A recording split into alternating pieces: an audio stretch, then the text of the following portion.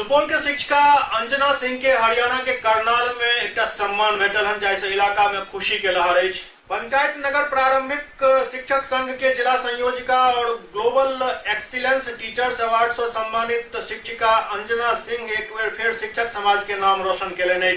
हरियाणा के करनाल में anti corruption foundation of India द्वारा शिक्षा के क्षेत्र में उत्कृष्ट कार्य करे के लिए संस्था के निदेशक राजा मुराद शिक्षिका अंजना सिंह के एशिया प्राइड सम्मान से सम्मानित केलन।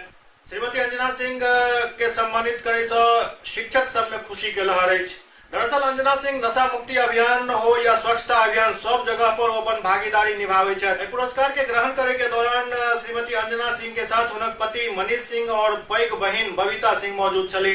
आज करनाल में मुझे बेस्ट टीचर का एशिया प्राइड अवार्ड मिला और मैं काफ़ी खुश हूँ। मेरे साथ मेरे परिवार से आए हमारे हस्बैंड, हमारी दीदी, हमारी सास रही और मैं आज